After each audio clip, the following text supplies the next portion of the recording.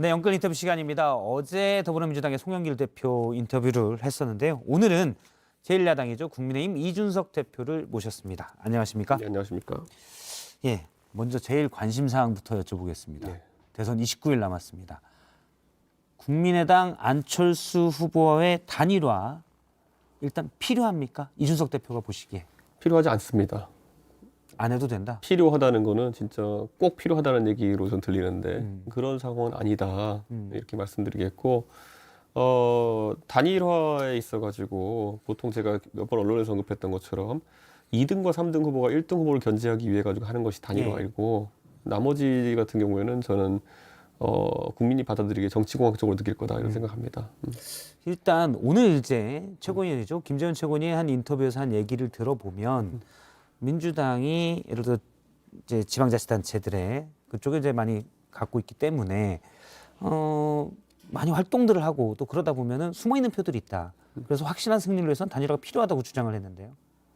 이준석 대표의 생각은 또 다르군요. 그러니까 그런 지금 게 이미 확실한 승리가 가능하다고 보시는 건가요? 민주당이 만약에 진짜 그렇게 지방선거 조직을 가동시킬 수 있고 정확하게는 이제 지방선거 공무원들이 하기보다는 네, 그렇죠. 그때 이제 활동했던 사람들이 있다 보니 그 지방 조직이 만약에 민주당이 건재하다고 하면은 서울시장 선거나 부산시장 보궐선거 때도 비슷한 패턴이 나왔어야 됩니다. 선거 후반부로 갈수록 그분들이 선거에 영향을 주는 행위가 드러났어야 되거든요. 근데 그 당시에도 그런 건 없었습니다. 그러니까 우리가 정치권에 있을 때 보면은 여의도에서 막연하게 통용되는 문법으로 그렇게 선거 예측하는 분들이 있어요. 예. 근데 방금 전에 뭐 김재원 최고위원이 했던 얘기들 뭐 여의도 흔히 있는 얘기입니다만은 그렇다면 그분들이 지금 열심히 해야지 왜 막판에 열심히 합니까? 그러니까 그 논리 자체가 말이 안 되는 거죠. 빈사 상태까지 갔다 막판에 열심히 하는 무슨 벼락치기 공부하는 학생들도 아니고 왜 그렇게 하겠습니까? 이미 그런 조직이 가동되어 가지고 선거 분위기 형성해야죠. 근데 그런 조직이 있다면은 그런 거고 없기 때문에 지금 작동을 하는 겁니다. 일단 여론조사 상은 오차 범위 내입니다. 29일 남았는데 그래서 뭐 여권에 오늘 이제 국민일보가 국민의힘 의원들에게 전수조사를 하는 내용에 비추면 60% 이상의 단일화가 필요하다고 또 얘기를 했거든요. 왜냐하면 여론조사상 압도적인 뭐 큰 차이 이런 게 아니기 때문에 보다 확고한 승리를 위해서는 그게 필요하다는 주장일 것으로 해석되는데요. 어떻게 보시는가요? 그게 이제 정치 문법을 그대로 따라가는 여의도식 정치 패턴이고요. 비슷한 예로 예전에 그 2012년 대통령 선거를 앞두고 이정희 후보가 빠지면은 문재인 후보가 합쳐서 이길 수 있다라는 논리를 가진 사람들이 많았고 그 여론에 따라 가지고 이정희 후보가 사퇴했죠. 그런데 그 다음에 문재인 후보의 지지율이 올랐을까요? 아니죠. 그러니까 단일화가 산술합으로 아니면 누가 출마 포기한다고 해가지고 산술합으로 이렇게 형성되는 경우는 거의 없습니다. 당시 이정희 후보는 사실 지지율이 뭐 2, 3% 내에서 많지 않았고 그런데 지금 안철수 후보는 지지율이 10% 내외이기 때문에 어느 정도는 비중이 있지 않습니까? 지금 그러니까 두세 가지 전부 다 지금 굉장히 그런 방향의 해석을 위해서 제시한 그런가요? 수치고요. 지금 여론조사에서 오차범위 밖으로 나간 조사도 여럿 있고 그리고 안철수 후보의 지지율이 한 두 자릿수 형성했던 시기는 대부분의 조사에서 한 2, 3주 전의 얘기입니다. 그렇기 때문에 뭐 1월 김정인 위원장 결별, 이준석 대표의 뭐 갈등이 한참 컸을 때 말씀이신 거죠? 1월 초에? 그 이후에 하여튼간 이게 계속 떨어지기 시작해가지고 사실 안철수 대표의 지지율이라고 하는 거는 그 일반적으로 면접 조사에서 이제 가장 늦게 나타나고요, 변화가. 그리고 ARS 조사에 조금 더 빨리 나타나고요. 그 앞에 선행 지표가 하나 더 있습니다. 안철수 대표가 대주주로 있는 회사의 주가가 이제 하나의 선행 지표거든요. 안내배 주가. 근데 굉장히 지금 하락 추세가 심합니다. 투자하신 분들 손실 크게 봤습니다. 주가는 뭐 오르락 내리락 하는 거 아닌가요? 계속 내리락입니다. 그런가요?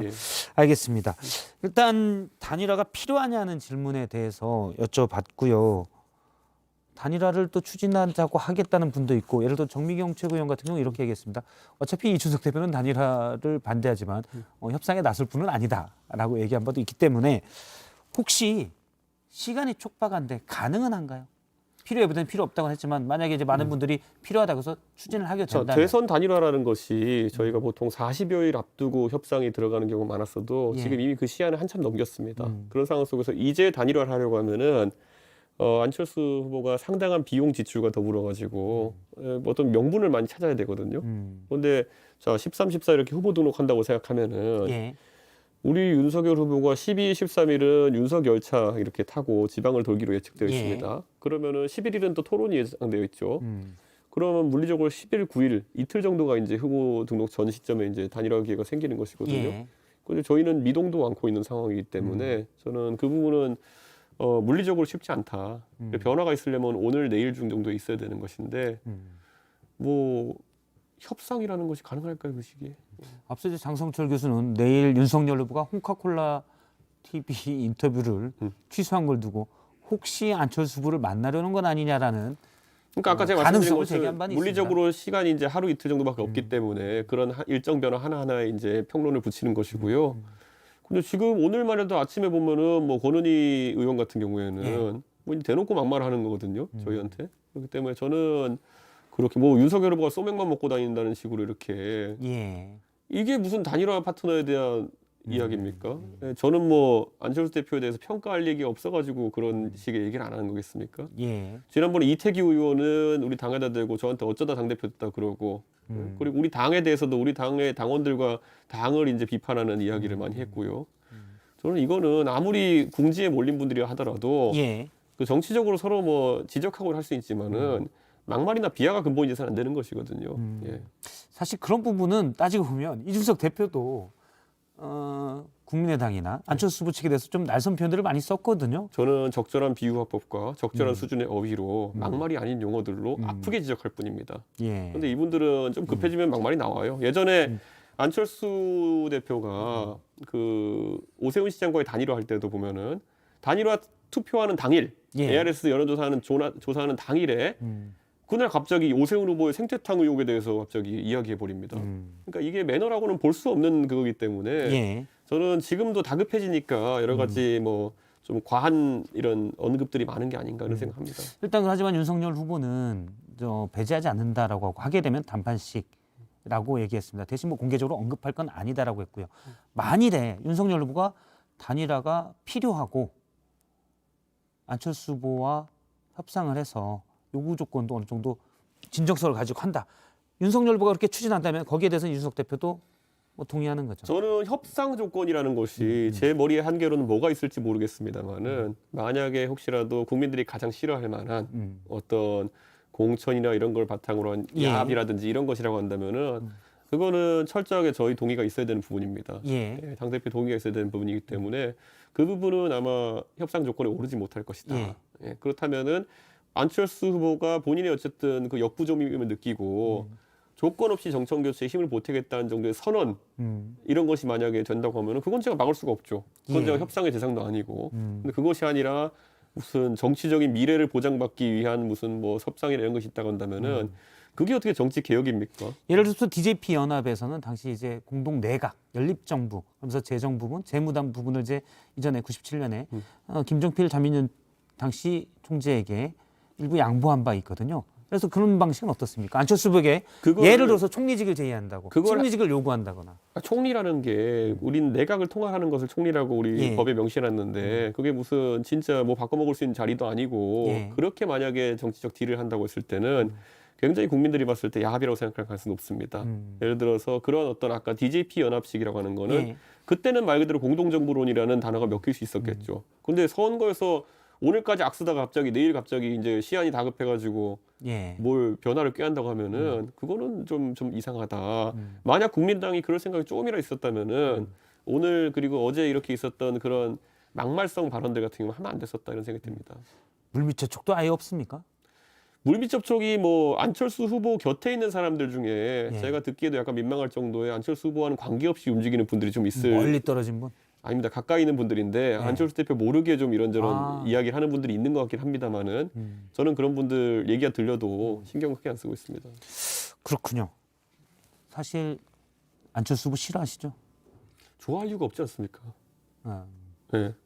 그러면 나중에 만일 가정으로 윤석열 후보가 안철수 후보와 단일화를 해서 영입을 해서 같이 손을 들어줄 수 있습니까? 지금 오세훈 시장하고 안철수 대표하고 동지라고 보세요? 친하다고 보세요? 일단 서울시에 몇 가지 보직에 제가 알기로 안철수 후보 측에서도 같이 가서 하는 걸로 알고 있습니다. 원래 공동 서울시를 운영을 하겠다라고 오세훈 시장이 약속을 했었고요. 이 국민의당 쪽에 항상 문제는 뭐냐면요. 지난번에 서울시장 보궐선거 때 단일화를 했죠. 예. 그런데 경선 붙어가지고 끝까지 어쨌든 이겨보려고 오세훈 생태탕 의혹까지 들고 나왔다가 진 거 아닙니까? 예. 그러고 나서는 이제 밖에 나가서 하는 말이 뭐냐면 내가 양보했으니까 이겼다 이래요.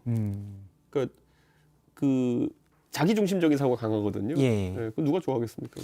일단 뭐 인간적으로 좋아하진 않는다고 인간적으로 제가 얘기하시고. 사실 적시했잖아요. 그때 예. 단일화해서 이겨보려고 생태탕까지 꺼낸 다음에 예. 갑자기 안면몰수하고 내가 양보해서 이겼다 이러면은 뭐라고 받아들여야 됩니다. 일단 뭐 만일 그런데 윤석열 후보가 이제 어쨌든 단일화를 해서 네. 만일 아름다운 단일화라면 서로 손을 잡고 같이 예를 들어 선거운동 기간에 유세도 해야 되잖아요.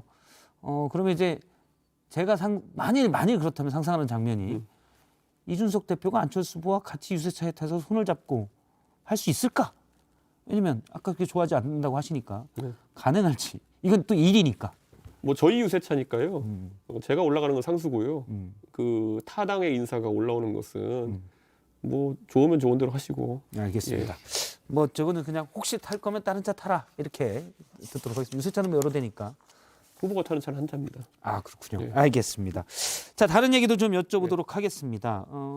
김혜경 씨 이재명 후보의 배우자가 공무원에게 사적인 일을 시켰다는 의혹이 계속 나오는데 이에 대해서는 국민의힘에서는 어떻게 보고 계십니까? 좀 민망하고요. 예. 그리고 사실 이제 본부장 비리라고 해가지고 민주당이 굉장히 맹렬하게 초기에 우리 후보의 배우자와 그 가족을 공격을 많이 했었거든요. 근데 저 지금 제기된 의혹 같은 경우에는 본부 의혹입니다. 저 만약에 횡령이 인정되게 되면은 본부 가치 문제거든요. 이제 본부장 예전에 민주당에서 윤석열 후보를 때 이제 장모의 장자인데 그러니까 뭐 장남까지 해서 지금 장을 쓰는 거죠. 본인 부인 장남 이재명 후보 그렇게 얘기를 뭐 하시는 그렇게 거죠. 볼 수도 있습니다. 근데 저는 이렇게 생각합니다. 지금 해명이라는 것이 어떻게 해석해야 될지 모르겠습니다. 제가 최대한 긍정적으로 해석하려고 해도 예. 예를 들어 제사 음식을 이제 만약에 부적절하게 구매했다. 그 전 같은 거 그렇게 구매했다 그러면은 비서실에서 구매한 것 같은데 예. 경기도청 분들은 뭐 하는 분들이길래 비서실에서 그 전 같은 거를 제사 음식 같은 걸 사는지 그 기자님도 어디 관청이라는 데 가면은 예. 차도 내오고 이렇게 다과도 내오고 하지 않습니까? 예, 보통 이렇게 뭐 과일 과일 조금씩 있는 그냥 경우가 일반적으로 있죠. 사람 귀찮게 안 하려고 그냥 무슨 초코파이 같은 거 내놓기도 예. 해요. 근데 예. 경기도청은 가면 제사 음식을 내오나 보죠? 비서실에서? 예, 일단 뭐 이재명 후보 측은 제사 음식은 별도로 쓰는 거고 별도 비용을 근데 지불했고 그걸 어떤 뭐 시킨 건 맞죠 공무원에게. 공교롭게 현금으로 구입했다고 하니까 저희가 확인할 수는 없는 것이고 근데 어쨌든 만약에 진짜 그걸 비서실에서 구입했다 그러면은 시킨 것도 문제겠지만 시키지 않았고 만약 예. 공적인 업무로 진짜 구매했다 그러면은 또 한우도 공적인 목적으로 구입했다잖아요. 예. 그 경기도청은 찾아가면은 비서실에서 한우를 내오나 보죠. 이 부분도 여쭤보겠습니다. 오늘 민주당에서는 윤석열 후보의 처가가 전국에 19만 평의 부동산을 가지고 있다는 의혹을 제기했습니다. 그러면서 토지 보유세 인하를 얘기하는 건 이해 충돌 아니냐는 지적인데 이 부분에서는 어떻게 보시는지요? 뭐 의혹에 대해 가지고는 뭐 문제된 사안이 있으면 법적으로선 것이고 예. 이제 수사를 진행하고 이렇게 하면 되는 것이고 저는 뭐 지금 와가지고 민주당이 우리 후보와 후보 가족에 대한 또 그리고 배우자의 가족에 대한 여러 가지 공격을 했으나 지금까지 소위 말하는 이재명 후보의 건에 비견될 만한 예. 중대하고 유효한 어떤 지적은 없었다 이렇게 보거든요. 그래서 만약에 그 후보의 처가에 관련된 의혹에서 심대한 문제가 있다면은 법적으로 어쨌든 수사를 의뢰하고 예. 더 자세한 자료를 공개하는 것이 옳을 것이다 이렇게 봅니다. 알겠습니다. 저희가 사실 뭐 호남을 돌고 오셨기 때문에 그 민심도 네. 여쭤보려고 했는데 네. 죄송합니다. 시간이 다 지나서 딱 한마디로만 해주시죠. 네. 호남 민심 어떻습니까? 돌고 오니까. 화끈합니다. 그리고 2030 세대가 이렇게 말할 것 같아요. 20대 호남 그런 유권자와 예. 40대, 50대 호남 유권자가 비슷한 성향을 갖고 있다고 생각하지 않습니다. 오히려 20대 호남 유권자가 가장 가까운 유권자는 20대의 대구 유권자입니다. 지방에서 모두 다 일자리와 산업에 대한 고민이 있고 예. 지방 소외의 아픔을 공유하고 있는 그런 어떤 오히려 20대, 30대 주도의 새로운 바람이 호남에 불고 있습니다.